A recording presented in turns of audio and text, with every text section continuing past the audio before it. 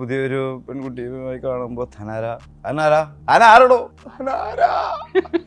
Irritation ഉണ്ടാക്കുകയും അവന് last തല്ല് കൊള്ളുന്നെ വേണം. ആ തല്ല് കൊണ്ട് കഴിയുമ്പോ അയ്യോ അവൻ ഇത്രയും അടിക്കണ്ടായിരുന്നില്ല, ഒരു സെന്റിമെന്റ്സ് കയറും. ആ സെന്റിമെന്റ്സിലാണ് പിന്നെ ഞാൻ പിടിച്ചങ്ങ് കേറണത്.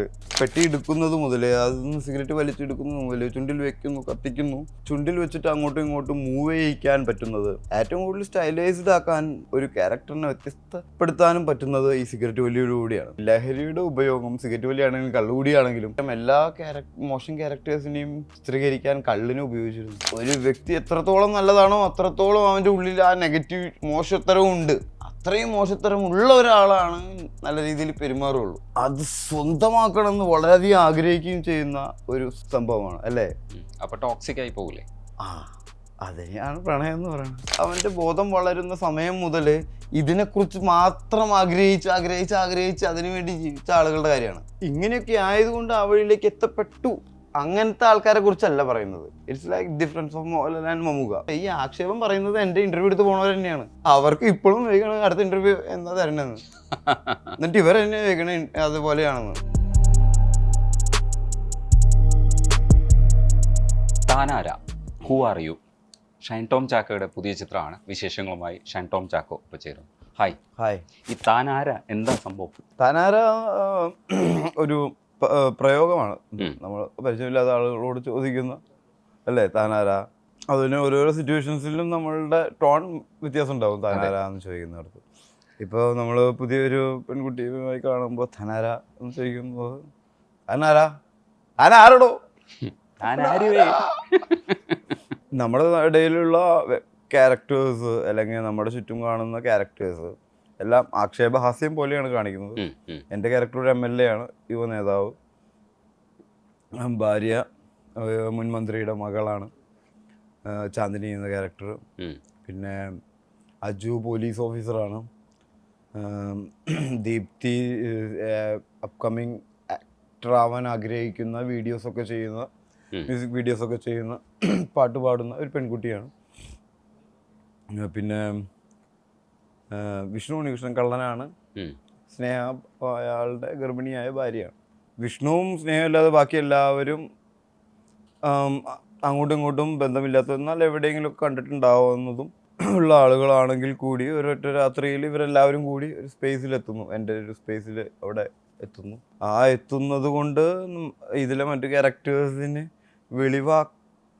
അല്ലെങ്കിൽ തിരിച്ചറിയപ്പെടാതിരിക്കാൻ, ശരിക്കും ഈ വ്യക്തികൾ ആരാണ് തിരിച്ചറിയപ്പെടാതിരിക്കാൻ ആദർശ് എന്ന് പറയുന്ന എൻ്റെ ക്യാരക്ടർ ഒരു പ്ലേ നടത്തുകയാണ് അവിടെ.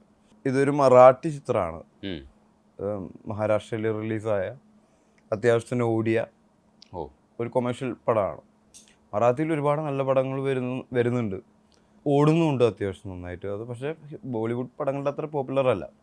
അപ്പോൾ നമ്മുടെ ആണെങ്കിലും പുറമേയുള്ള, ഇപ്പോൾ തമിഴാണെങ്കിലും തെലുങ്കാണെങ്കിലും എല്ലാവരും ഈ ചിത്രങ്ങൾ റൈറ്റ്സ് വാങ്ങി വെക്കുന്നുണ്ട്, എന്നിട്ട് അവർ ചെയ്യുന്നുണ്ട്. നമ്മൾ മറാത്തി പടങ്ങൾ അധികം കാണാറില്ല, നമ്മുടെ ശ്രദ്ധയിലും പെടാറില്ല, അതിനത്ര എക്സ്പോഷർ ഇല്ലല്ലോ. പക്ഷെ അവിടെ നല്ല കളക്ട് ചെയ്യുന്ന പടങ്ങളാണ് അതൊക്കെ. അപ്പോൾ അതിനെ നമ്മുടെ ഇവിടുത്തെ സാഹചര്യങ്ങൾക്കനുസരിച്ച് മാറ്റിയിട്ടുണ്ട്. ശരിക്കും ഇതിനകത്ത് താനാരാന്ന് കേൾക്കുമ്പോൾ നമ്മൾ പല ഡയലോഗ്സും റിലേറ്റ് ചെയ്യും. മലയാള സിനിമയിലെ ഏറ്റവും ഹിറ്റ് ആയിട്ടുള്ള ഒരു ഡയലോഗാണ് അതുള്ളത്. തേന്മാവിൻ കൊമ്പത്ത് പപ്പു ചേട്ടൻ വെള്ളമടിച്ച് വന്നിട്ട് ശോഭനയുടെ അടുത്തും ലാലേട്ടൻ്റെ അടുത്തും പറയുന്ന സീനാണല്ലോ. ഡയലോഗ് പറയും, താൻ ആരാണെന്ന് എനിക്കറിയാൻ പാടെങ്കിൽ താൻ തന്നോട് ചോദിക്കും താൻ ആരാണ്, അത് കഴിഞ്ഞിട്ട് എനിക്കറിയാം, അങ്ങനെ പറഞ്ഞിട്ട് അത് പുള്ളി തന്നെ ഉണ്ടാക്കിയിട്ടുള്ളൊരു സംഭവമാണ്. ചെറിയൊരു സംഭവമായിരുന്നു താൻ ആരാന്ന്. അപ്പം പുള്ളി തന്നെ ഉണ്ടാക്കി പറഞ്ഞിട്ടുള്ളതായിരിക്കണം, അല്ലാതെ അതങ്ങനെ എഴുതാൻ പറ്റില്ല ആലോചിച്ചിട്ട്. റിലേറ്റ് ചെയ്യാൻ പറ്റുന്ന മറ്റൊരു സാധനം എന്ന് പറയുന്നത്, താളവട്ടത്തിൽ നാരായണൻ വന്നിട്ട് താൻ ആരുവേ എന്ന് ചോദിക്കുന്ന ഒരു സാധനം. അത് ജഗതിചേട്ടൻ ഒരുപാട് പടങ്ങളിൽ താൻ ആരാടോ, താൻ ആരുവാ, താൻ ആരാ എന്നൊക്കെ ചോദിക്കാറുണ്ട്. ഇത് താനാരാന്ന് ശരിക്കും ഉള്ള പദപ്രയോഗം തിരുവനന്തപുരംകാരുടെയാണ്. ഇല്ല, താനാരാന്ന് ചോദിക്കില്ല. ഇല്ല, തിരുവനന്തപുരത്ത് അങ്ങനെ ആരോടാ പോയി താൻ ആരുവേന്ന് ചോദിക്കും. ആരുവേന്ന് ചോദിക്കില്ല, അങ്ങനെ ചോദിക്കും. അത് തിരുവനന്തപുരം ജഗതിചേട്ടൻ്റെ അല്ലേ, അതവിടെ നിർത്തതാ. ആ ഡയലോഗ് ഓർമ്മയുണ്ടാ? അത് മരങ്ങൾക്കിടയിൽ തനിക്കതൊരു പ്രശ്നമല്ല അല്ലേ? തനിക്കതൊരു അനാവശ്യമാണെങ്കിലും അവരുടെ ആവശ്യമാണ്. അവരുടെ ആവശ്യം തനിക്ക് അനാവശ്യമായിരിക്കും. അതിലെ പെർഫോമൻസ് ഉണ്ടോ, ഒറ്റ സീനിൽ വന്നിട്ട് അങ്ങ് പൊളിച്ചിട്ട് അങ്ങ് പോവുക. ഉള്ളടക്കത്തില് താളവട്ടത്തിൽ പുള്ളി ഒരു സീനിലുള്ളൂ. അല്ല, ആ സീനില് ഒറ്റ ഷോട്ടാണ്, ഒറ്റ ഷോട്ടിൽ ഫുള്ള് ഒന്നും മുറിച്ചിട്ടില്ല, ഫുള്ള് പെർഫോം ചെയ്തിട്ട് അവസാനം പോട്ടെ സാർ എന്ന് പറഞ്ഞിട്ട് അടി കിട്ടാൻ പോകുന്ന സാധനമാണ്. ഉള്ളടക്കത്തിലും അതേപോലെ തന്നെ. ഉള്ളടക്കത്തിൽ ഒറ്റ സീനല്ലോ. ഉള്ളടക്കം വർക്ക് ചെയ്തിട്ടുണ്ടോ? ഇല്ല, ഉള്ളടക്കത്തിൽ ഞാൻ നമ്മളിലാണ് വർക്ക്. ഞാൻ സ്കൂളിൽ പഠിക്കുമ്പോൾ ഇറങ്ങിയ പടം, അതിൽ കുതിരേനെ വിഴുങ്ങിയ സീനല്ലേ. വെള്ളക്കുതിര അല്ല പറയുന്ന സാധനമുണ്ട്. നിൽക്കുന്നതിന്റെ കുതിര.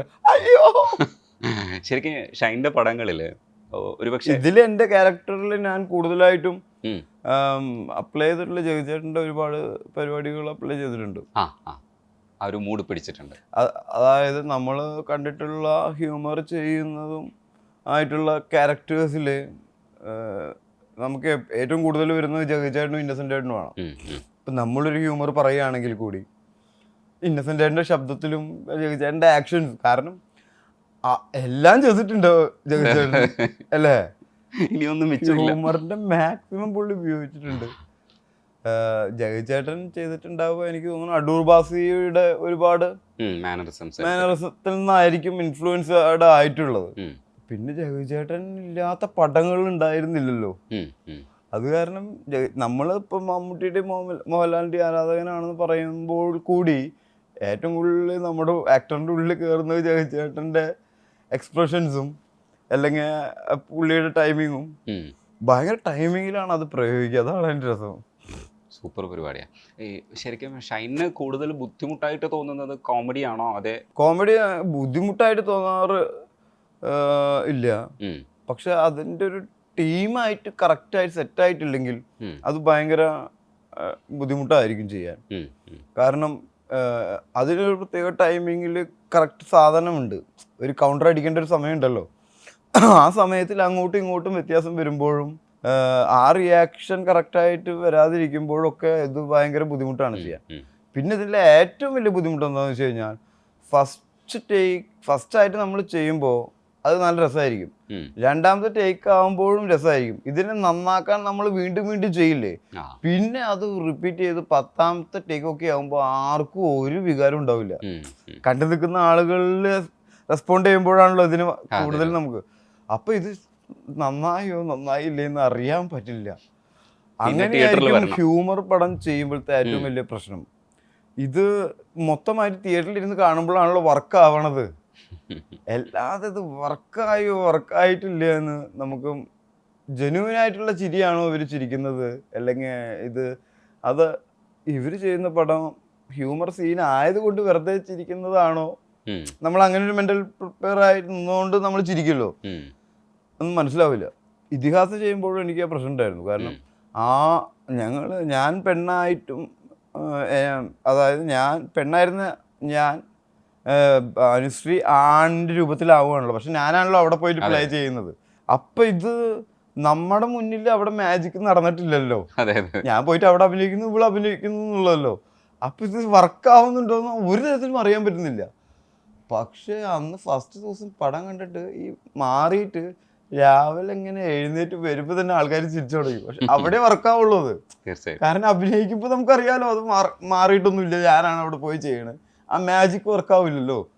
പക്ഷെ തിയേറ്ററിൽ പിന്നെ അവിടെ നിന്ന് അങ്ങോട്ട് ആ പടം ആ ഹ്യൂമറിൽ അങ്ങോട്ട് പോയി, ആ ഒരു മാറി എന്നുള്ളത്. അതാണ് ഈ സിനിമയുടെ മാജിക് എന്ന് പറയുന്നത്. പക്ഷെ അതിൻ്റെ ലൈഫിലെ കരിയറിലെ ഒരു ഇതിഹാസമാണ് ഫസ്റ്റ് മാർക്ക് എന്ന് പറയുന്നത്. പക്ഷെ അത് കഴിഞ്ഞിട്ട് ഇഷ്ക് വരെ എത്തുന്ന ഒരു കാലമുണ്ട്. ഇതിഹാസം മുതൽ ഇഷ്ക് വരെ നോക്കുമ്പോൾ ഇഷ്കിലെത്തുമ്പോൾ കുറച്ചുകൂടെ ഷൈനൊരു സുപ്രീമസി കിട്ടി തുടങ്ങുന്നുണ്ട്. ഇഷ്കിന് ശേഷം വേറൊരു കാലമാണ് വരാൻ പോകുന്നത്. ഇതിഹാസം മുതൽ ഇഷ്ക് വരെയുള്ള ഒരു കാലമുണ്ട്, ഗ്രിപ്പ് അടിച്ച് വരാൻ എടുക്കുന്ന ഒരു ടൈം. ഇതിഹാസം മുതൽ ഇഷ്ക് വരെ വേറെ എൻ്റെ കേസ് ഉണ്ടാവുന്നത് ഇതിഹാസയ്ക്ക് ശേഷം, ഇതിഹാസ ഹിറ്റായി നിൽക്കുന്ന സമയത്ത്. ആ ഒരു കാലഘട്ടത്തിൽ ക്യാരക്ടേഴ്സും പ്രോപ്പറായിട്ട് വന്നിട്ട് നമുക്ക് ലോക്കാവുന്നുമില്ല, ഇതെങ്ങോട്ടാ പോണേന്ന് പറയുന്നില്ല. അങ്ങനെയാണ് ഇഷ്ക് എന്ന് പറയുന്ന സാധനത്തിലേക്ക് എത്തുന്നത്. എന്നാലും നെഗറ്റീവായിട്ടുള്ള ക്യാരക്ടേഴ്സ് കിട്ടുന്നതിൽ പ്രശ്നമില്ല. ആ സമയത്ത് ഭയങ്കര നന്മയുള്ള നമ്മുടെ ക്യാരക്ടേഴ്സ് ആളുകളെ മുന്നിൽ അവതരിപ്പിച്ചാലും അത് വർക്കാവില്ല. മനസ്സിലായോ? ഒരാളുടെ പേഴ്സണൽ ലൈഫും അല്ലെങ്കിൽ സിനിമയിൽ കാണുന്ന ക്യാരക്ടറും തമ്മിൽ ഒക്കെ റിലേറ്റഡ് ആണ്. കാരണം എല്ലാവർക്കും അറിയാലോ എന്താണ് ഇയാളുടെ പേഴ്സണൽ എന്താണ്, ഇയാളുടെ ഇൻഡിവിജ്വൽ ആയിട്ടുള്ള ഇയാൾ എങ്ങനെയാണ്. അപ്പോൾ അതൊക്കെ റിലേറ്റഡ് ആയിട്ടാണ് ഒരു പടം കാണുമ്പോഴും അതിനെ.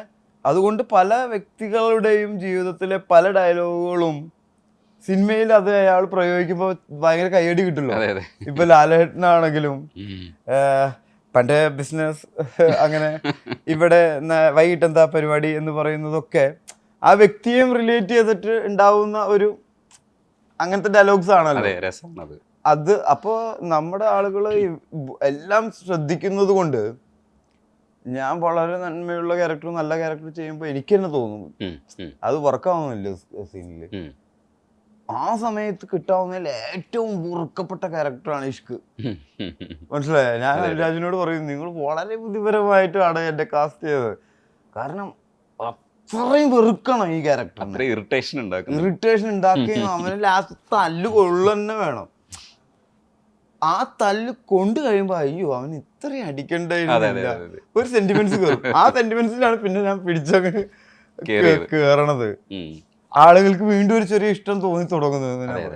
ആ സീൻസ് വർക്ക്ഔട്ട് ചെയ്യുമ്പോൾ ഈ ഷൈൻ്റെ കഥാപാത്രം വന്നിട്ട് അവിടുത്തെ ഒരു പെർഫോമൻസ് കഴിഞ്ഞിട്ട് നിങ്ങൾ ഒതുങ്ങിയതിന് ശേഷമുള്ളൊരു ഷൈൻ ടോം ചാക്കോ ഉണ്ട്. അവിടെയാണ് നമ്മൾക്ക് നിങ്ങളിലെ ഒരു അഭിനേതാവിനെ ശരിക്കും ആസ്വദിച്ചത്. ആ സ്ഥലത്ത് ബിഹേവിയർ ഉണ്ട്, അടിപൊളിയാണ്. നിങ്ങൾ രണ്ടാളും ഭയങ്കര രസമായിട്ട് ചെയ്തു. എനിക്ക് ആദ്യത്തെ ഇറിറ്റേറ്റ് ചെയ്യിപ്പിക്കുന്ന ഭാഗത്താണ് കുറച്ചും കൂടി ഡീറ്റെയിൽ ചെയ്യാൻ പറ്റും. മറ്റേത് കരഞ്ഞ് കാല് പിടിക്കുന്ന ഒരു സംഭവമാണല്ലോ. അവിടെ ആ കിടക്കണ സ്പേസ് മാത്രമേ ഉള്ളൂ ആക്ച്വലി. അല്ല, അതാണ് ഇപ്പൊ ഒരു പെർഫോമൻസിന്റെ ഏരിയ ആണ്. മറ്റേത് കുറച്ച് വൈഡ് ആയിട്ട് നിൽക്കുന്ന ഒരു കാർ പാർക്കിങ്ങും, അതിൽ അത്രയും സ്പേസ് ഞാൻ വേറൊരു പടത്തിലും കിട്ടിയിട്ടില്ല. ഒരു ക്യാരക്ടർ വേറൊരു പടത്തിലും ഒരു ആക്ടേഴ്സിനും കിട്ടിയിട്ടുണ്ടാവില്ല. ഏത് പടമാണെങ്കിലും ഏത് ക്യാരക്ടർ ആണെങ്കിലും ഏത് ആക്ടറിനാണെങ്കിലും ഒരു സീൻ കഴിഞ്ഞാൽ പോണ്ടേ, വേറെ സീനിലേക്ക് മാറുമല്ലോ. ഇത് വന്നു കഴിഞ്ഞാൽ പിന്നെ ലാസ്റ്റ് അല്ലേ പോണത്. മനസ്സിലായോ? അത്രയും ഡീറ്റെയിൽസ് കൊണ്ടുവരാം അങ്ങനത്തെ ക്യാരക്ടേഴ്സിലെ. പിന്നെ അങ്ങനത്തെ പടങ്ങൾ ഇപ്പൊ നമ്മൾ ഒരുപാട് കണ്ടല്ലോ ഇഷ്കിന് ശേഷം. പക്ഷെ ഹോളിവുഡിലൊക്കെ അങ്ങനത്തെ പടങ്ങൾ നേരത്തെ ഉണ്ട്. ഇപ്പൊ ഒരു 2 ക്യാരക്ടറും തുടങ്ങി കഴിഞ്ഞാൽ അവരെന്നെയായിരിക്കും എൻഡ് വരെ ഇങ്ങനെ സംസാരിച്ച് പോണ പോലെ ഇരിക്കും. ആഫ്റ്റർ സൺറൈസ്, ബിഫോർ സൺറൈസ് എന്നൊക്കെ പറയുന്ന പടങ്ങളൊക്കെ ഉണ്ട്. അതൊക്കെ നമ്മൾ ഈ ഡാഡി കൂൾ സമയത്ത് സമീർ താഹിർ പടങ്ങളുടെ ഒരുപാട് കളക്ഷൻ. സമീർ താഹിറിന് അങ്ങനെ അമലിൻ്റെ കൂടെയായിരുന്നു. അപ്പം അമലിന് ഈ പടം കാണുന്ന ഒരു ശീലം തന്നെയുണ്ട്. പുറമേയുള്ള എല്ലാ ഭാഷകളിലുള്ള പടങ്ങൾ ഇരുന്ന് കാണും. അതിൻ്റെ DVD ഒക്കെ ഉണ്ടാവും കയ്യിൽ, CD യും ബ്ലൂറേ പ്രിൻ്റൊക്കെ. അപ്പോൾ അത് സമീറിൻ്റെയിലും ഉണ്ട് അതിൻ്റെ ആ ശീലവും. അങ്ങനെയാണ് ഞാൻ കുറച്ച് പടങ്ങളൊക്കെ കണ്ടിരുന്നത് ആ സമയത്ത്. അപ്പം ഈ ടൈപ്പ് പടങ്ങളും ഉണ്ട് എന്നുള്ളത് എനിക്കറിയാം. അപ്പം അതുകൊണ്ട് അങ്ങനത്തെ ഒരു കഥ വന്ന് പറഞ്ഞപ്പോൾ നമുക്കത് റിലേറ്റ് ചെയ്യാൻ പറ്റുന്നുണ്ട്. നമ്മുടെ ഇവിടെ ഉണ്ടാവുന്ന സിനിമകൾ പാട്ടും ഡാൻസും ഇടിയുള്ള പടങ്ങളല്ലേ. അതല്ലാതെ ടൈപ്പ് പടങ്ങൾ ഞാൻ പുറമേ നിന്നാണ് കാണാൻ തുടങ്ങി, കണ്ട് പരിചയിച്ചു. പക്ഷെ അങ്ങനത്തെ പടങ്ങളായി പിന്നെ അധികവും ഇവിടെ അല്ലേ. ഈ കുറുപ്പിനകത്ത് ഒരു ബീഡി കിട്ടുമ്പോൾ പ്രോപ്സ് ഉപയോഗിക്കാൻ നമുക്ക് കിട്ടുന്നത് അത് പുറമേയുള്ള പടത്തിലെ ആക്ടേഴ്സിൻ്റെ ഞാൻ കൂടുതൽ കണ്ടിട്ടുള്ളത്. ഒരു പ്രോപ്പർട്ടി അവർ എപ്പോഴും നമ്മുടെ ഇവിടുത്തെ ചിത്രങ്ങളിൽ അധികവും ഡയലോഗാണ് മെയിനായിട്ടുള്ള പെർഫോമൻസ് ഏരിയ. ഡയലോഗ് കഴിഞ്ഞാൽ പോവുക എന്നുള്ളതാണ്. പക്ഷെ പുറമേയുള്ള ചിത്രങ്ങളിൽ ഞാൻ ശ്രദ്ധിച്ചിട്ടുള്ളത് എന്തെങ്കിലും ഒരു ആക്ടിവിറ്റിയിലൂടെ ആയിരിക്കും ഇവർ ഈ ഡയലോഗ് പ്രസൻറ്റ് ചെയ്യുന്നത്. മനസ്സിലായ? എന്തെങ്കിലും ഒരു പരിപാടി അവർ അവിടെ ചെയ്തുകൊണ്ടിരിക്കുന്നുണ്ടായിരിക്കും. അത് നമ്മളിവിടെ ഞാൻ ആദ്യം പിന്നെ ശ്രദ്ധിച്ചപ്പോൾ ഞാൻ നോക്കി, ഭരതൻ്റെയും പത്മരാജൻ പോലുള്ള പടങ്ങളിൽ ആക്ടേഴ്സ് എപ്പോഴും ഒരു ആക്ടിവിറ്റി ചെയ്തിട്ടാണ് ഡയലോഗ് ഡെലിവറി ചെയ്യുന്നതും ആ കഥയിലെ ഇമോഷൻസ് കൈകാര്യം ചെയ്യുന്നതും. മറ്റു പടങ്ങളിൽ ഡയലോഗ് പറഞ്ഞു പോകുന്നതും നമ്മൾ ശ്രദ്ധിച്ചാൽ അറിയാം. ഇതൊന്നും ഒരു പടം വിജയിക്കുന്നതിലും പരാജയപ്പെടുന്നതിലും കാരണമാകുന്നില്ലെങ്കിൽ കൂടി അത് സ്വാധീനിക്കപ്പെടുന്നതിൽ വളരെയധികം പ്രാധാന്യമുണ്ട്. ഒരു ക്യാരക്ടർ കൂടുതലായിട്ടും കാണാൻ പറ്റുന്നത് മറ്റുള്ള ചിത്രങ്ങളിലാണ്. ക്യാരക്ടറിൻ്റെ സ്വഭാവം അതായതുകൊണ്ട് സംഭവിക്കുന്ന കഥകളും സംഭവിച്ച് അവസാനിക്കുന്ന കഥകളുമായിട്ട് നമുക്ക് തോന്നും ശ്രദ്ധിച്ചു കഴിഞ്ഞാൽ. മറ്റത് സിനിമയുടെ സീൻ സംഭവിക്കാൻ വേണ്ടി ക്യാരക്ടേഴ്സ് പിന്നെ അതാത് സീനുകളിൽ മാറാം, അതിൽ ക്യാരക്ടർ ഉണ്ടാവില്ല, പക്ഷെ സിനിമ സംഭവിക്കാൻ വേണ്ടി. മനസ്സിലായ? ശ്രദ്ധിച്ചു കഴിഞ്ഞാൽ അറിയാം. അവിടെയാണ് ഭരതനും പത്മരാജനും ഒക്കെ മാറി നിന്നിരുന്നത്. അവരുടെ പടങ്ങളിലെ ആക്ടേഴ്സും ഇപ്പൊ ഭരതന്റെ പടങ്ങളിലെ പോലെ അല്ലല്ലോ ലാലേട്ടനും മോഹൻലാലും വേറെ പടങ്ങളില്. അതെ. പക്ഷെ അതുപോലെ തന്നെ ആയിരിക്കണം എന്ന് പറഞ്ഞ എല്ലാവരും ഭരതന്റെയും പോലത്തെ പടങ്ങൾ ചെയ്യുമ്പോൾ അതിലൊരു വ്യത്യസ്തത ഇല്ല. ഈ പ്രോപ്സ് ഉപയോഗിക്കുന്ന സമയത്ത് ശരിക്കും ആക്ടർക്ക് കിട്ടുന്ന ആനുകൂല്യം, പ്രോപ്പ് ഉപയോഗിക്കുമ്പോൾ ഉണ്ടാവുന്ന ഒരു ചില സാധനങ്ങളൊക്കെ നമ്മുടെ മാനറിസത്തേക്ക് ഒതുക്കാനോ ഇല്ലെങ്കിൽ നമുക്ക് കുറച്ചുകൂടെ കാര്യങ്ങൾ കമ്മ്യൂണിക്കേറ്റ് ചെയ്യാനോ ഒക്കെ ആ സീനിൽ പറ്റിയേക്കാം. പക്ഷേ എങ്ങനെയാണ് അത് പോസിറ്റീവായിട്ടും വരും, ചിലപ്പോൾ നെഗറ്റീവായിട്ടും വരും. ഈ പ്രോപ്സ് ഉപയോഗിക്കേണ്ടി വരുമ്പോൾ അതും കൂടെ നമ്മൾ ശ്രദ്ധിക്കണമല്ലോ, അത് ഹാൻഡിൽ ചെയ്യണമല്ലോ. പക്ഷേ കുറച്ച് കഴിയുമ്പോൾ തഴക്കം വരും. അതെങ്ങനെയായിരുന്നു ഇപ്പോൾ കുറിപ്പിലൊക്കെ ആ ബീഡി? ഞാൻ സിഗരറ്റ് വലി തുടങ്ങുന്നത് ഇപ്പോഴും വലിച്ചുകൊണ്ടിരിക്കുന്നത് ഒരിക്കലും സിഗരറ്റ് വലിക്കാനുള്ള നിക്കോട്ടിൻ്റെ അഡിക്ഷനിലല്ല. ഈ സിഗരറ്റ് ഉപയോഗിക്കുന്നതിലൂടെ എനിക്ക് കാണിക്കാൻ പറ്റുന്ന ചേഷ്ടകൾ, ഒരു സിഗരറ്റ് പെട്ടി എടുക്കുന്നത് മുതൽ അതിൽ നിന്ന് സിഗരറ്റ് വലിച്ചെടുക്കുന്നത് മുതൽ ചുണ്ടിൽ വെക്കുന്നു, കത്തിക്കുന്നു, പിന്നെ അതിനെ ചുണ്ടിൽ വെച്ചിട്ട് അങ്ങോട്ടും ഇങ്ങോട്ടും മൂവ് ചെയ്യിക്കാൻ പറ്റുന്നത്, ഇങ്ങനത്തെ കുറേ ആക്ടിവിറ്റീസ് ഉണ്ട്. ഏറ്റവും കൂടുതൽ സ്റ്റൈലൈസ്ഡ് ആക്കാനും ഒരു ക്യാരക്ടറിനെ വ്യത്യസ്തപ്പെടുത്താനും പറ്റുന്നത് ഈ സിഗരറ്റ് വലിയോടുകൂടിയാണ്. മനസ്സിലായ? അപ്പോൾ കുറുപ്പിലെ പോലെ ആയിരിക്കില്ല എല്ലാ പടത്തിലും ഞാൻ സിഗരറ്റ് വലിക്കുന്നത്, അല്ലെങ്കിൽ ഭീഷ്മയിലെ പോലെ ആയിരിക്കില്ല ഞാൻ മറ്റു പടങ്ങളിൽ സിഗരറ്റ് വലിക്കുന്നത്. അപ്പോൾ അങ്ങനെ മൈന്യൂട്ടായിട്ടുള്ള കുറേ ഡീറ്റെയിൽസ് സിഗരറ്റ് വലിയിലൂടെ കൊണ്ടുവരാം. സിഗരറ്റ് വലിയിലെ ഏറ്റവും വലിയ അഡിക്ഷൻ അതിൻ്റെ ആക്ടിവിറ്റിയാണ്. മനസ്സിലായ? ഇപ്പോൾ ഭീഷ്മയിലാണെങ്കിൽ തന്നെ ആളുകൾക്ക് പെട്ടെന്ന് നോട്ട് ചെയ്യുന്നത് അത് ഇരുന്ന് സിഗരറ്റ് വലിക്കുന്നത് ആ പാട്ടിൻ്റെ ഇടയിൽ. മനസ്സിലായ? ഞാൻ വളർന്ന സാഹചര്യം വെച്ച് നോക്കുമ്പോൾ സിഗരറ്റ് വലി ഭയങ്കര സ്റ്റൈലൈസ്ഡ് ആയിട്ടുള്ള ഒരു ആക്ടിവിറ്റി ആയിരുന്നു ആ കാലത്ത്. ജാക്കി ഷറഫിൻ്റെ ഒക്കെ പരസ്യങ്ങൾ കണ്ടിട്ടില്ലേ? അപ്പം അതിലാണ് നമ്മൾ കൂടുതൽ അട്രാക്റ്റഡ് ആവുന്നത്. അതുകൊണ്ടാണ് ഞാൻ അതിനെ എതിർക്കുന്നവരെ കൂടുതലും. അതൊരു ദുശീലമാണെങ്കിൽ കൂടി അതൊരു ആക്ടറിന് വളരെയധികം ഉപകാരപ്പെടുന്ന ചില പ്രോപ്പർട്ടീസാണ്. ഏത് ഈ ലഹരിയുടെ ഉപയോഗം, സിഗരറ്റ് വലിയാണെങ്കിലും കള്ളുകൂടിയാണെങ്കിലും നമ്മൾ ശ്രദ്ധിച്ചാൽ അറിയാം, എല്ലാ മോശം ക്യാരക്ടേഴ്സിനെയും ചിത്രീകരിക്കാൻ കള്ളിനെ ഉപയോഗിച്ചിരുന്നു. ബിൽഡ് ചെയ്യാൻ കള്ളടി അല്ലേ? കള്ളടി സീൻസ് ഇല്ലാത്ത പടങ്ങൾ കുറവായിരുന്നില്ലേ? അതേപോലെ തന്നെ ലഹരികളെ ഒക്കെ ഉപയോഗിക്കുന്നത് ഒരു ക്യാരക്ടറിനെ കാണിക്കാൻ വേണ്ടിയിട്ടായിരുന്നു, നെഗറ്റീവ് ക്യാരക്ടറിനെ കാണിക്കാൻ വേണ്ടിയിട്ടായിരുന്നു.